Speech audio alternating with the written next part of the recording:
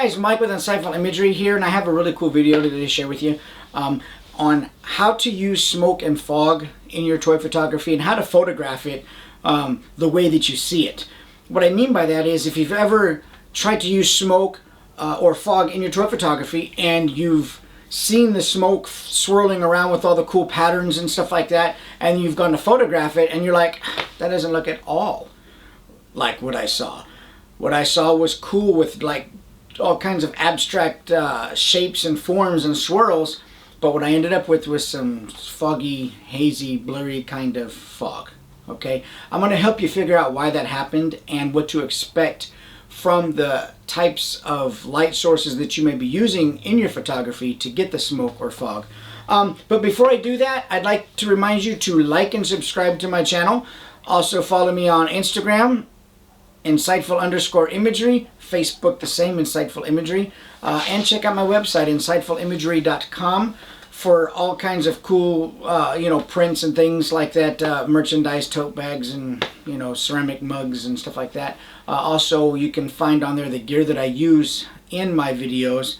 You might find that it's helpful to you and you want to buy some of the same gear, so you can click on the links and they will take you to Amazon where you can buy some of the same stuff that I use.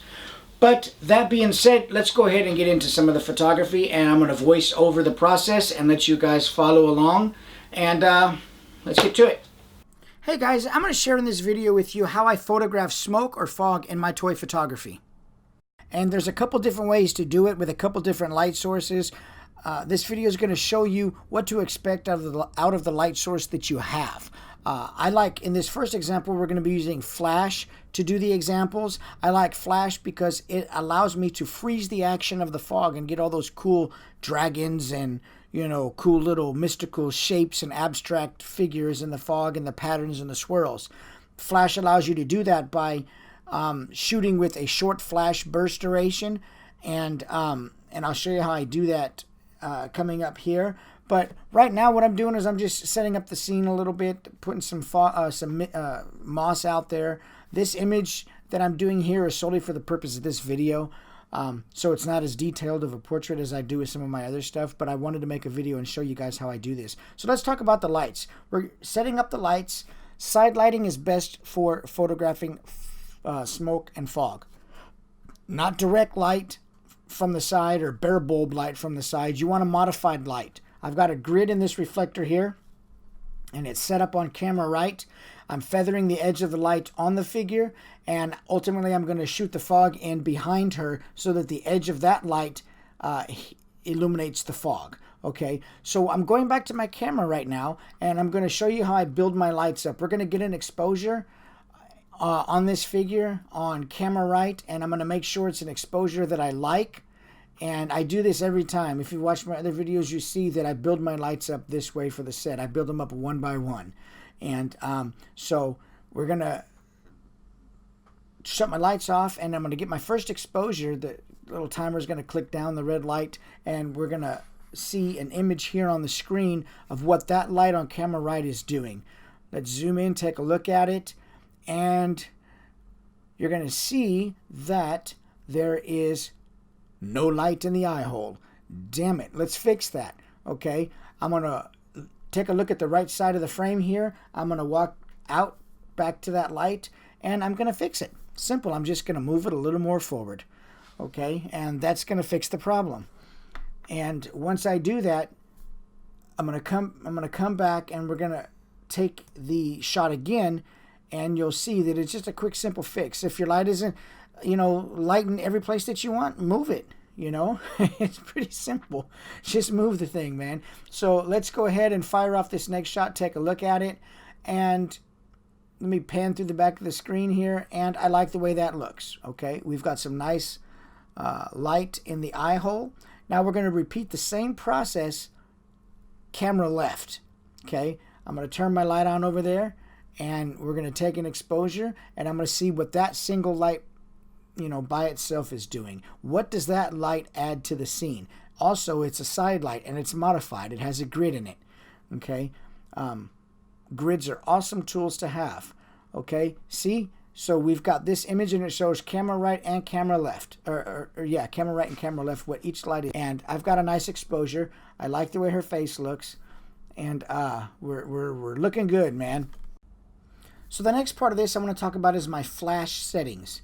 Okay, flash is what freezes the action in the fog, not the shutter speed. I simply have my shutter set at 1/200th of a second because that's my flash sync speed. Okay, the maximum flash sync speed without having to go into high-speed sync. Okay, so what we're doing here is I'm going to take an image and I'm going to keep my flash burst low enough or fast enough that I get a proper exposure, but that it's also fast enough flash burst that it freezes the action of the fog. Okay, so the flash burst has to do two things. It has to be short enough to freeze the action of the fog, but bright enough to give me a good exposure. It has to do those two things. So let me show you here. I'm gonna bring a picture up on the back of the camera, and you're gonna see sometimes you'll bump against the ceiling and you'll have good action in the fog, but the overall exposure of the scene is a little dimmer than you want, like right here. Okay, we've got good frozen action in the fog, but it's just dim. There's something off with the exposure. So what do? Man, you just bump your ISO up. It's real simple. Okay, I didn't want to get around my f-stop. I didn't want to get around my shutter speed. So what I did, my ISO, and that brought me a ton of new detail to the image. Look, I've still got the benefit of the short flash burst duration with all the patterns in the fog, but I've got some great exposure and detail in the fog now. Let me show you some examples. Here's a flash. See the frozen patterns in the fog? That's created with flash. Short flash burst duration creates that freezing action in the fog. Here's a constant light source. It offers a nice fantasy, sort of surreal look to it. A slow shutter speed with the fog creates that type of hazy sort of fantasy look. Same thing with the Joker here. I used a constant light source here. Slow shutter speed. It created the hazy sort of surreal type look. Same thing with Pinhead. Put a lume cube behind him, fired the fog in behind him, slow shutter speed, and we got a cool blue glow. Let's move on. So in this example, we're going to use lume cubes, okay, as the constant light source. We're going to set it up the same way, okay, with a light on camera right and a light on camera left. We're going to side light the figure just like I did with the flashes. And another way you can control the fog too, or the smoke, is by, moving it closer or further away from the figure. Like my fog machine, it blows the fog out really quickly. So what I try to do is catch the fog at the tail end as it's dissipating or just as it's coming out.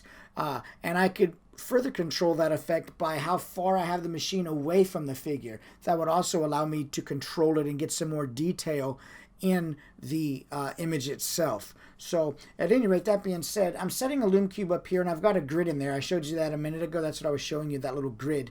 I don't like to use unmodified light. No bare bulb direct light.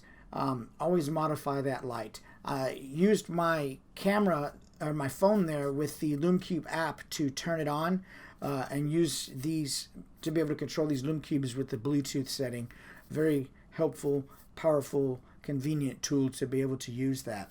And I use them all the time. One other important thing I'd like you to take away from this video is if you've ever tried to shoot smoke or fog in your toy photography and all you've gotten was a soft blurry haze, I want you to understand that the reason that's probably happening is because of the light source that you're using.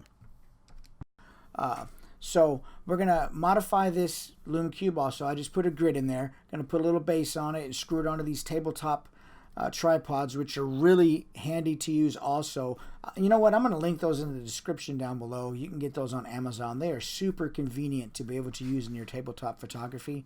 They go out flat, they sit low, and they're just really a nice tool to be able to have. You can get these on Amazon. I'll put that link in the description down below. And if you find you want to get you one or two of these, man, use that link. I'd appreciate it. But here we are, setting up my light on camera right, same as we did with the flashes. Now I'm going to, I just turned them off using the app, and I'm going to shut my overhead ceiling light off, and I'm going to turn the lights back on, and we're going to go through and do the same process. We're going to see what each light does. I'm going to build up my scene by seeing what each light offers to the overall, exposure of the image. I'll turn one on, and I'll turn the other on, and I'll take an exposure, and I'll dial them down using the sliders on the app to make sure that we've got a good exposure. I'm trying to keep this as close to the same example as I did with the flash, so it's, you know, you guys can see that it's really just a matter of the type of light source that you have and what it can offer, so that everything is pretty similar. So we're going to go in here and get my focus. On the back of the camera, I'm going to put that little green box where I want it to focus, and I'm going to make sure things are dialed in the right way. We're going down here. I think I'm going to start at 2 seconds. Okay. And we're going to see, it's just a place I usually start when I'm using the Lume Cubes. I've got a totally dark studio, and I usually start about 2 seconds if I'm at, you know, F5, 6, or whatever. That little green box is showing my focus. Now the red timer is counting down exposure, and see what camera right is looking like with that Lume Cube. Okay. Same thing. You know, you can see the image there. We've got a decent exposure. Now I'm going to do the same thing again, and I'm going to shoot it with and take an exposure of the camera left light and see what, you know, that's looking like. Looks a little bright, but we can fix that. Not a big deal. We're professionals here. So at any rate, we'll go ahead and fire it off again. And we've got a pretty decent image there. Those are both lights turned on. Everything's looking really good. There's no light falling on the background. That's the beautiful thing about modifiers. If you don't have modifiers on your lights, man, get you some modifiers. I don't care if you're using flags, if you're using black pieces of cardboard taped off so that no light falls behind the set. Modify your lights. Okay? It's going to make your images, you know, come alive in all kinds of different ways. Control your light. Okay, that being said, we're going to go ahead and get ready here and work with some of this fog. And I'm going to show you guys how the Lume Cubes or a constant light source with a slow shutter speed affects the fog. You probably already guessed it. It's going to be a nice blurry, hazy sort of look to it. Don't expect a constant light source to freeze the action in the fog. It's not going to do it. Okay, your background also really helps bring the fog out. Choose a nice dark background. Okay, here we are. Blew some fog out. Let's take a look. Okay, look, oh, look at all that pretty fog spinning around in there, man. It's like a lava lamp. Anyway, okay, I like this, but there's, I don't really like the way it's just hanging around the bottom of the frame down there. It's just not much to it. You know, with a slow shutter speed, we're going to get, you expect this type of hazy, you know, fantasy looking fog, but I want a little bit more of it. In the other image we did with the flash, there was some on the left side of the frame, but it was at the top and the bottom. Let's try to get some of that. We'll blow the fog back in, shoot another exposure, and I'll have to do this a couple times. I don't have a wireless trigger for this camera yet. I just got this camera, and it didn't. I didn't order a wireless trigger. It'd be nice because I'd be able to fire off, you know, 10 frames a second and get some really cool shots to choose from. But right now, until it comes, I have to just go ahead and do it the old-fashioned way and fire off one by one, so bear with me. But let's see what this next image has to offer, and we're going to look at that. We're going to blow that in there, and this is going to be the one. Okay, see that there? We've got some good fog on the left side of the frame, but it's not frozen, but it's not ugly. It's just a matter of what you're after and what you can expect from each type of light that you have. If you know that you're not going to be able to freeze the fog with a constant light source, then you're not going to expect that. Okay, here's a couple images, edited and not edited. One is right out of the camera. The one on the left is edited. I put some stars and some mountains in back there. Okay, thanks for watching, guys. I really appreciate it. I hope you learned something from this video and that I was able to share something constructive to you guys. Like and subscribe. Thanks for watching.